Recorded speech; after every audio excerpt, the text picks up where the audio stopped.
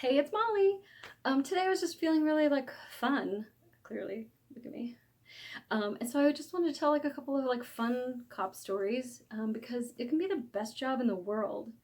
Like between chaotic radio calls, there's a lot of time for humanity and all that it has to offer you while you're babysitting the city.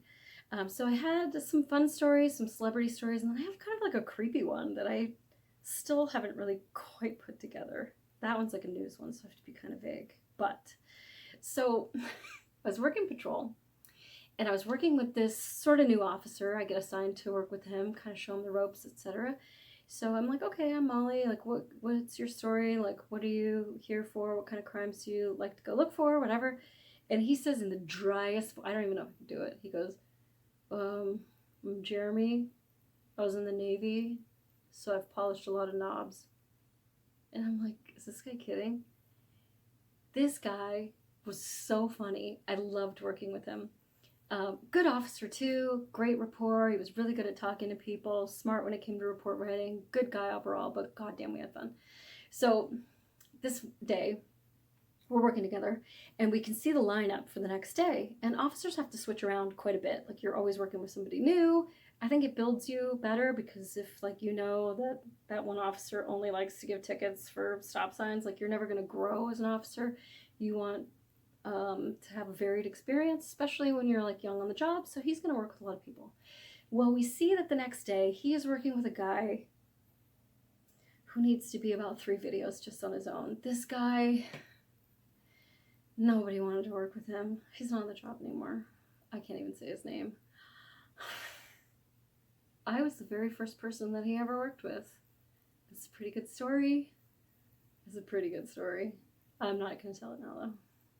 So I'm working with Jeremy. Jeremy finds out that he's working with this thing the next day.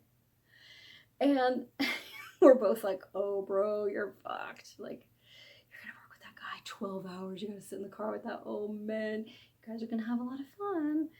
Fuck you. Yeah, it's going to be really good. I was like, all right, listen, I'll help you out. Here's what we're going to do. When we're clear today, our mission today is to give you food poisoning so that you don't have to work with them tomorrow. And he's like, that sounds diabolical.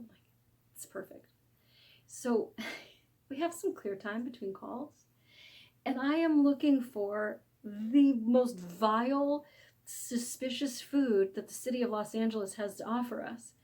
And other officers are in on it. They know. They're like, oh my God, you got to go over here. They got this mystery stuff. Okay, yeah, whatever. So we're going between calls. We get to 7-Eleven. They've got that case of the rotating meat behind the glass. You know what I'm talking about.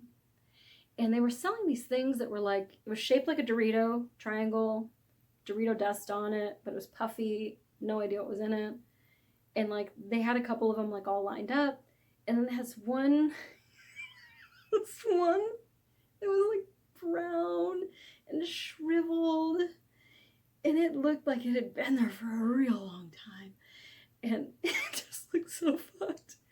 And I turned to Jeremy and I was like, that's the one, dude. That's the one you're gonna eat. He was like, no. Yeah, that's the one. Hi, excuse me, sir. Can we get that one? And the 7-Eleven guy now looks at it and he goes, you want that one? Yes, please. We want that one. Oh, I just put these ones in, though. These ones are fresh. We really want that one, please. And he's just looking at it. He's cracking up. I'm dying. No, that's the one we want. So bag it up. Of course, I made him get some old milk or something too, out of the case. And some suspicious candy. I don't remember what it was. But I was like, okay, this is what you're going to eat right now. For now, we'll get you something else too. We got to get you food poisoning. So he eats this thing. I don't even know what it was, but he was like, this is the worst day and best day of my life. We didn't get him food poisoning, but we had the greatest day. And it was just such great camaraderie. We had this plan that we were tackling together as a team. I think I just wanted to tell you that story because sometimes a cop will pull up next to you and you're like, oh shit, they know about my Texan murder spree. Maybe I'm just trying to give my partner food poisoning and I'm trying to find the most suspicious food in the city. So, being a cop, you also deal with a lot of celebrities. And like, I don't want anything to do with them. They don't want anything to do with me. But it's part and parcel of working in the city of Los Angeles, especially working West Los Angeles area where a lot of them live. And so a lot of them, their alarms go off. It's like rich people problems. So sometimes when the alarm goes off, it's a panic alarm. And that's different than just like, oh, the alarm went off because the window shook. That is, I put in the panic code, or somebody tried the wrong code too many times, or whatever. And in those instances, typically we have to tell them, get outside to safety, we're going in, we're checking everything, making sure that there's no suspect like holding you hostage, even though you're like standing at the door going like, please stop, like, no, it was just, I pushed the wrong thing, nobody's here, everything's fine, we don't know if you're lying because you're being held hostage, get out of the way, like, we got stuff to do. So I hate doing those to people because most people just flub their alarm, but on the off chance, we do typically go in. So we go to this house, and I've been to so many of these panic alarms, to celebrities' houses. Ooh, Trent Reznor. Oh, he looked so delicious. Anyway, we go to this house, and this celebrity did not look delicious. It was Jim Carrey, and he was in his like hobo wizard phase. And he had this like big scraggly beard, and he was wearing this brown terry cloth robe that was like his grandpa's, and it was like all kind of tattered and like had like bleach stains on. Like, he did not look like he had money. He looked like he was breaking in the house. But it was Jim Carrey. Spoke to him, obviously Jim Carrey. Sir, you set off your panic alarm, so we're supposed to come here and we're supposed to clear the house. I don't particularly want to see your tray of cocaine and dead hookers. Could you blink twice if there's any reason why we should come in and search your entire house? And he is being Jim Carrey, and he goes, and he's about to do the second blink, and I'm just like, please, we really don't want to look in your house. And he's like, nah, I'm fine. And I was like, thank you for not being Jim Carrey for just one freaking second. Have a good day. Then I went to another alarm call. This one was set off at Mark Wahlberg's house. And his wife takes the kids. They're in a safe place in the house. And we go, and we have to make entry first into their compound, which there were some flaws with their security there, which I told her about later. And then we get into the house, and it takes a lot of us to be able to search it because there's multiple stairways, and this has to be held so nobody can sneak around and, you know, get out or come behind us while we're checking another place. So we have her safe with the kids, and I'm going around this house, and we're checking it where our guns are out. You know, there could be a suspect in the house. And the house is so normal, first of all. It's all just pictures of him and his family, and his wife with the kids, and him with his kids, and the two of them in love together. It really was just like so beautiful. But there's also a lot of like religious iconography there, a lot of crosses, a lot of Jesus. And in fact, the kids are downstairs playing Jesus, and Jesus said whatever they're playing, like Jesus, while we're searching their house with guns out. He wasn't home. So I am upstairs, and I am clearing this area of the house that's like a series of closets with a hallway that curves. And I mean, one could only wish to have a house so big that your closet has its own hallway. So I've got my gun out, and I'm kind of like pieing the corner, coming around, making sure that like nobody's there, right? We're giving commands. You know, Los Angeles Police Department, come out with your hands up, whatever, even though we don't know if anybody's in there.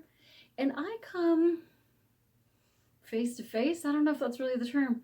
I come face to face with a 6-foot-tall holographic Jesus. And it startles me to the point that I give Jesus commands. It's so stupid now. I was like, put your hands up or get on the ground. I don't know what I yelled at Jesus, but I yelled at Jesus. That startled everybody in the house. Now everybody in the house thinks like, oh shit, there is somebody in the house. And then I just have to come to terms with the fact that I just yelled at Jesus. And thank God I didn't shoot Jesus. That would be a different story. But all was good. Nobody weird was in the house. Sorry, Jesus, carry on. And then the last story I want to tell is like a little bit dark and creepy.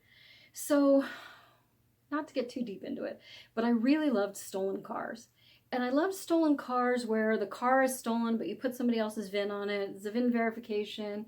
You can technically take the car for 22651J, the California Vehicle Code, for VIN verification to find out that this car is stolen. That VIN is not. It was purchased, put onto this car. It doesn't belong to this car. There's all these different ways forensically that you can tell that if this doesn't belong to that, blah, blah, blah. And so I always loved that like investigative sort of angle. So I would run a lot of plates. Also because I want to know like, oh, that's a 2006 Subaru. Oh, that's a whatever. So I would run a lot of plates to learn cars and be able to multitask and stuff. So there was this one car that used to peeve me, and it parked along this like major street in a super rich area of Los Angeles. And it had no license plate on it. And it was just like this green effed up SUV, like not a nice car. And it was parked like where nobody would park. All these places have like big garages, big driveways. Like, why is this car parked here? Is it a getaway vehicle for like a burglar that's about to like run out and jump into it? Like, why is it parked here? So I ran the car the first time and I was like, it belongs like over and around and through the woods and over to grandmother's house we go. Why is it parked here? Like, this is really suspicious. Why is the plate taken off? Like, this doesn't make any sense. Listen, I'm gonna give this car a fix-it ticket for the license plate, because if this car gets stolen, then we have no way of knowing that this car is, you know, belongs on the road or is a stolen car or whatever. Like, put your plate on. I don't know what you're doing, dude. So I give it a ticket. Then the ticket's gone a couple days later, and now the VIN is covered. And I'm like, I still have my ticket book. I'll give you another ticket. And it became this like running joke, like, hey, you want to go see what the SUV is doing today? Yeah, let's go see the green SUV. Oh, okay. Ticket. And it just became this joke, like, bro, why aren't you putting your shit on? Now you have your VIN covered and all this stuff. Like, I just want you to be able to protect your property and not park it for dead. And I don't know what the hell's going on with this thing. So it's a little bit after that, and I'm working the gang unit. And so we work as a group, and we're not really going up to that area. But I hear this radio call of a dead body in the green SUV. I'm like, oh no, that's the one. Look at my ticket book. That's the green SUV. Oh shit, we gotta go. So luckily, well, maybe not luckily, the homicide detectives call us in because they want us to search his house. This is a whole news story, and I don't really know how deep I want to get into it, but the house was booby-trapped for a reason.